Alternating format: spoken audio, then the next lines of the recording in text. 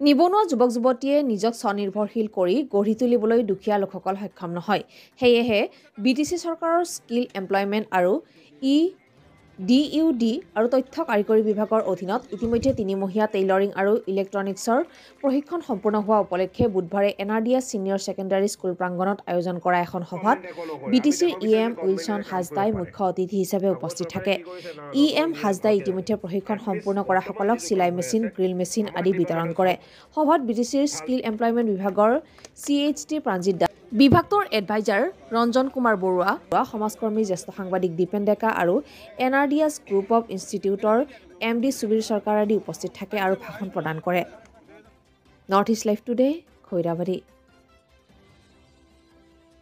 আমাৰ বিটিআৰ চৰকাৰ ফালৰ পৰা প্ৰমোদ বড়ো ডাঙৰীয়াৰ নেতৃত্বত আমাৰ চিট ডিপাৰ্টমেণ্ট যিটো আছে স্কিল এমপ্লয়মেণ্ট আৰু এণ্টাৰপ্ৰেনাৰশ্বিপ ডিপাৰ্টমেণ্ট ফালৰ পৰা আমি এটা মিছন মোডত কাম কৰিবলৈ আৰম্ভ কৰিছিলোঁ আৰু সেই মৰ্মে আমাৰ স্কিল এমপ্লয়মেণ্ট এণ্টাৰপ্ৰেনাৰশ্বিপ ডেভেলপমেণ্ট মিছন আমি লঞ্চ কৰিছিলোঁ আৰু সেই লঞ্চ কৰাৰ পিছত আমি টাৰ্গেট লৈছিলোঁ যে গোটেই বিটিআৰ অঞ্চলত আমাৰ এইখন চৰকাৰ থকাৰ সময়তে কমে 50,000 যুৱক যুৱতীসকলক আনএমপ্লয়ড ইউথসকলক মানে আমি ট্ৰেইনিং দিয়াম যাতে তেখেতসকলে এটা সংস্থাপন পায়, এইডাৰ যাতে এমপ্লয়মেণ্ট পায় বা সেল্ফ এমপ্লয়ড যাতে হৈ যায়। সেই মৰ্মে আমাৰ ITSবিলাকতো ৰেগুলাৰ কোৰ্চ চলিয়ে আছে। ITIত আমাৰ জব প্লেচমেণ্টবিলাক হৈ আছে, আৰম্ভ কৰিছোঁ, বহুতে জব প্লেচমেণ্ট পালেও। কিন্তু তাৰ বাহিৰেও এই নৰ্মেল যিটো ITI কোৰ্চৰ বাহিৰেও আমি এতিয়া শ্বৰ্ট টাৰ্ম তেনেকুৱা স্কিল ট্ৰেইনিং আমি কৰি আছোঁ, বিভিন্ন ট্ৰেইনিং প্ৰগ্ৰাম ৰাখি আছোঁ।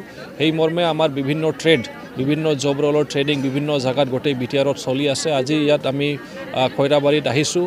ইয়াত আমাৰ যোৱাবাৰ এছিষ্টেণ্ট ইলেক্ট্ৰিচিয়ান আৰু সেল্ফ এমপ্লয়ড টেইলৰিঙৰ ট্ৰেইনিং লোৱা আছিলে ছাত্ৰ ছাত্ৰীসকল। তো তেখেতসকলৰ আজি সামগ্ৰীবিলাক দিয়া হ'ল, কাৰণ আমি এইটোৱেই ভাবিছোঁ যে ট্ৰেইনিং লোৱাৰ পিছত যাতে কোনেও হাবাথৰি খাব লগা নহয়, যাতে তেখেতসকলে প্লেচমেণ্ট পায় আৰু নহ'লে সেল্ফ এমপ্লয়ড যদি হয় তেখেতসকলক আমি সামগ্ৰী প্ৰদান কৰিম যাতে ট্ৰেইনিং শেষ হোৱাৰ লগে লগে যাতে এনেই বহি থাকিব লগা নহয়। সেই মৰ্মে আজি যিবিলাকে সেল্ফ এমপ্লয়ড টেইলৰিং কমপ্লিট কৰিছিল তেখেতসকলক চিলাই মেচিন দিয়া হ'ল, যিসকলে এছিষ্টেণ্ট ইলেক্ট্ৰিচিয়ান কমপ্লিট কৰিছে ট্ৰেইনিং তেখেতসকলক টুল কিট দিয়া হ'ল যাতে তেখেতসকলে ইমিডিয়েটলি মানে কোৰ্চখন কমপ্লিট কৰাৰ পিছত ক'ৰ পৰা চিলাই মেচিন কিনিম বা ক'ৰ পৰা টুল কিট কিনিম এইবিলাক যাতে হাবাথৰি খাব লগা নহয়। তেখেতসকলক আমাৰ চৰকাৰ ফালৰ পৰা এইটো প্ৰভাইড কৰি আছোঁ যাতে ইমিডিয়েটলি তেখেতসকলে ইনকাম বা জীৱিকাৰ কাৰণে তেখেতসকলে এটা আৰ্নিং যাতে আৰম্ভ হৈ যায়।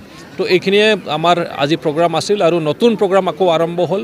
এইবাৰ এপাৰ্ট ফ্ৰম মানে আমাৰ সেল্ফ এমপ্লয়ড টেইলৰিং আৰু আমাৰ এছিষ্টেণ্ট ইলেক্ট্ৰিচিয়ান এতিয়া প্লাম্বাৰ জেনেৰেলো এইবাৰ ইণ্ট্ৰডিউচ কৰা হ'ল ইয়াত এইখন ট্ৰেইনিং চেণ্টাৰত। আমি জানো যে বৰ্তমান প্লাম্বাৰৰ বহুত দৰকাৰ। JJMৰ জৰিয়তে এতিয়া প্ৰায় সকলো গাঁৱত মানে এতিয়া নল গৈছে বা টেপৰ ৱাটাৰ কানেকশ্যন দিয়া হৈছে। তো সেইকাৰণে সেইটোৰো দৰকাৰ আছে। তো যিবিলাক ডিমাণ্ডত আছে সেইবিলাক জব ৰোলৰ ওপৰত বা সেইবিলাক ট্ৰেড আমি বাছি লৈ বিভিন্ন আমাৰ গোটেই বিটিআৰত সেইটো আমি ট্ৰেইনিংটো দিয়াই আছোঁ। তো এইখিনিয়ে মেইন উদ্দেশ্য আৰু লক্ষ্য আছিল আজি ইয়াত প্ৰগ্ৰামটো হোৱাৰ কাৰণে। আমাৰ ৱেবছাইটো আছে seatbtr.com, কেতিয়াবা চাব কি হৈ আছে কি হোৱা নাই, নিজে গম পাব যে কেনেকুৱা এক্টিভিটিবিলাক হৈ আছে, আগতে কি আছিলে এতিয়া কি আছে। কোনোবা এজন যদি প্ৰাণী, মই এক্সাম্পল দিছোঁ, কোনোবা এজন প্ৰাণী যদি কয় এই গভৰ্ণমেণ্টেটো কি কাম কৰিছে আমাৰ ডিপাৰ্টমেণ্টত লৈ আহক, সেই মানুহটো লাষ্ট পাই ওলাই গুচি যাব। কাজৰবাৰ ৰেগুলাৰ পাইছোঁ।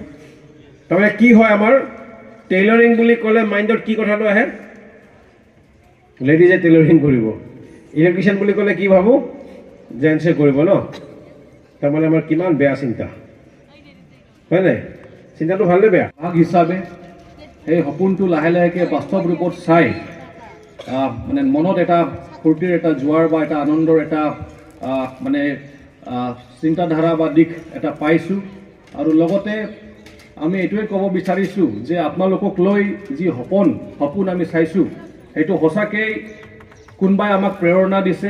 আৰু মই সেইকাৰণে প্ৰথমতে আমাৰ ভাৰতৰ প্ৰধানমন্ত্ৰী নৰেন্দ্ৰ মোদী ডাঙৰীয়া দেৱৰ নাম ল'ব বিচাৰিছোঁ, কাৰণ তেখেতে আমাৰ ভাৰত দেশক লৈ এটা সপোন চাইছে।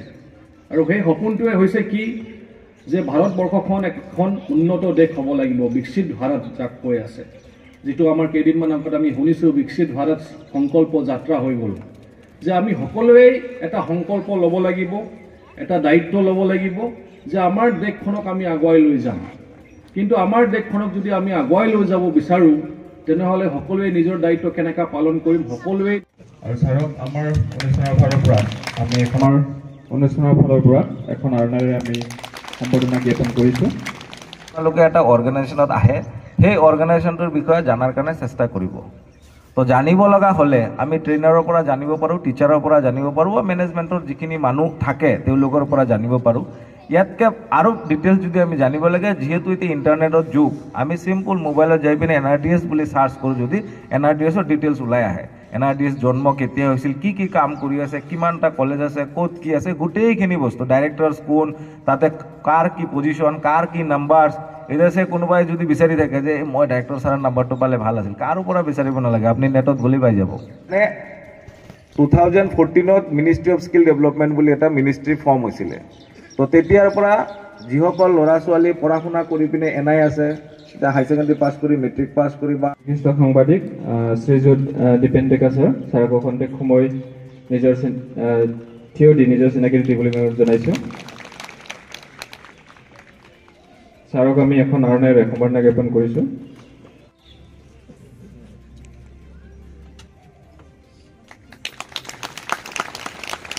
আমাৰ BTR চৰকাৰ ফালৰ পৰা প্ৰমোদ বড়ো ডাঙৰীয়াৰ নেতৃত্বত আমাৰ চিট ডিপাৰ্টমেণ্ট যিটো আছে, স্কিল এমপ্লয়মেণ্ট আৰু এণ্টাৰপ্ৰেনাৰশ্বিপ ডিপাৰ্টমেণ্ট ফালৰ পৰা আমি এটা মিছন মোডত কাম কৰিবলৈ আৰম্ভ কৰিছিলোঁ, আৰু সেই মৰ্মে আমাৰ স্কিল এমপ্লয়মেণ্ট এণ্টাৰপ্ৰেনাৰশ্বিপ ডেভেলপমেণ্ট মিছন আমি লঞ্চ কৰিছিলোঁ।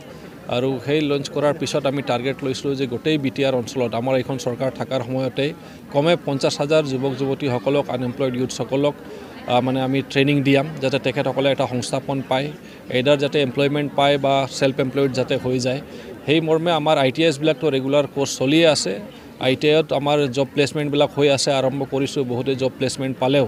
কিন্তু তাৰ বাহিৰেও এই নৰ্মেল যিটো ITI কোৰ্চৰ বাহিৰেও আমি এতিয়া শ্বৰ্ট টাৰ্ম তেনেকুৱা স্কিল ট্ৰেইনিং আমি কৰি আছোঁ, বিভিন্ন ট্ৰেইনিং প্ৰগ্ৰাম ৰাখি আছোঁ। সেই মৰ্মে আমাৰ বিভিন্ন ট্ৰেড, বিভিন্ন জব ৰোলৰ ট্ৰেইনিং বিভিন্ন জাগাত গোটেই BTRত চলি আছে। আজি ইয়াত আমি খৈৰাবাৰীত আহিছোঁ।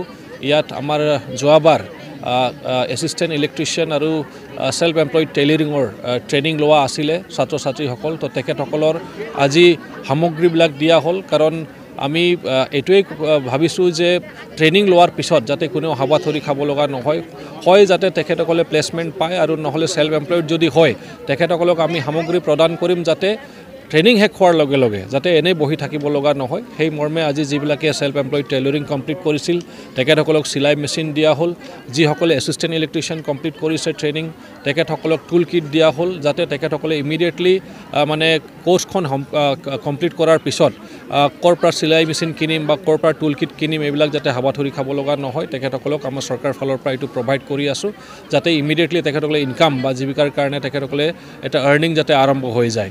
তো এইখিনিয়ে আমাৰ আজি প্ৰগ্ৰাম আছিল, আৰু নতুন প্ৰগ্ৰাম আকৌ আৰম্ভ হ'ল এইবাৰ। এপাৰ্ট ফ্ৰম মানে আমাৰ সেল্ফ এমপ্লয়ড টেইলৰিং আৰু আমাৰ এছিষ্টেণ্ট ইলেক্ট্ৰিচিয়ান, এতিয়া প্লাম্বাৰ জেনেৰেলো এইবাৰ ইণ্ট্ৰডিউচ কৰা হ'ল ইয়াত এইখন ট্ৰেইনিং চেণ্টাৰত।